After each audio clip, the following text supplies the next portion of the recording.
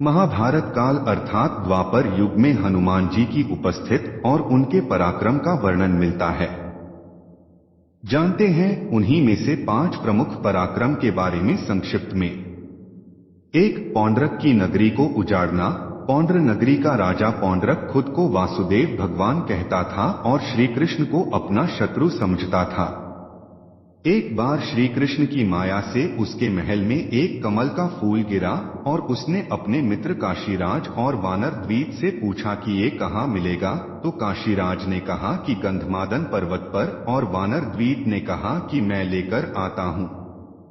हनुमान जी उसी दिव्य कमल सरोवर के पास रहते थे। श्री कृष्ण के आदेश पर हनुमान जी खुद ही वानर द्वीप के बंदी बनकर पौंड्र नगरी पहुंच गए और उन्होंने वहां पौंड्रक को चेतावनी दी कि यदि तूने खुद को भगवान मानना नहीं छोड़ा और धर्म के मार्ग पर नहीं आया तो मेरे प्रभु तेरा वध कर देंगे। फिर हनुमान जी उसके महल को और उसकी नगरी को नष्ट करने पुन गंधमादन पर्वत चले जाते हैं। बाद में बलराम जी वानर द्वीप का और पौंड्रक का वध कर देते हैं। 2. भीम का घमंड किया चूर। एक बार द्रौपदी के कहने पर भीम में गंधमादन पर्वत के उस कमल सरोवर के पास पहुंच गया था जहां हनुमान जी रहते थे।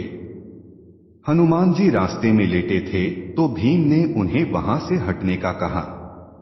तब हनुमान जी ने कहा कि तुम तो बलशाली हो तो तुम खुद ही मेरी पूंछ हटाकर अपना मार्ग बना लो।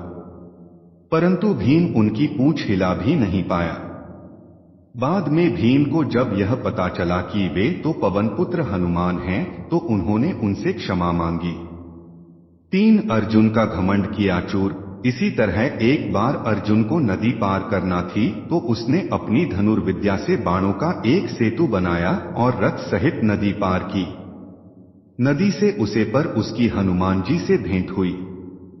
उनसे हनुमान जी से कहा कि भगवान राम यदि इतने ही बड़े धनुर्धारी थे तो मेरे जैसे बाणों का पुल बना सकते थे। तब हनुमान जी ने कहा कि उसे काल में मुझसे भी शक्तिशाली वानर होते थे। यह बाणों का सेतु उनके भार से ढह जाता और तुम्हारा बाणों का सेतु तो मेरा ही भार सहन नहीं कर सकता। अर्जुन कहता है कि यदि तुम्हारे चलने से मेरे बाणों का सेतु टूट गया तो मैं खुद को सर्वश्रेष्ठ धनुर्धर मानना छोड़ दूंगा। तब हनुमान जी उसे सेतु पर अपना एक ही पग रखते हैं कि तभी सेतु टूट जाता है। 4. बलराम जी के घमंड किया था चूर। बलराम जी ने जब विशालकाय वानर द्वीप को अपनी एक ही मुक्के से मार दिया था तो उन्हें अपने बल पर घमंड हो चला था।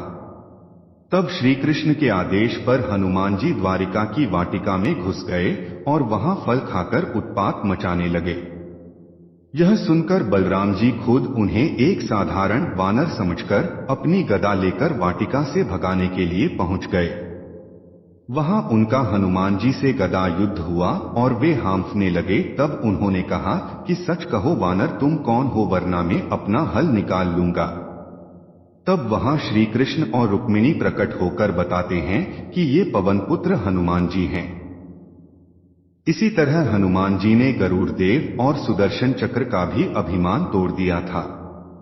5. महाभारत युद्ध और हनुमान। श्री कृष्ण के ही आदेश पर हनुमान जी कुरुक्षेत्र के युद्ध में सूक्ष्म रूप में उनके रथ पर सवार हो गए थे। यही कारण था कि पहले भीष्म और बाद में कर्ण के प्रहार से उनका रथ सुरक्षित रहा, अन्यथा कर्ण ने तो कभी का ही रथ को ध्वस्त कर दिया होता। धन्यवाद। ऐसी ही नई नई कहानियां सुनने के लिए पुनः पधारें। आपका दिन शुभ हो।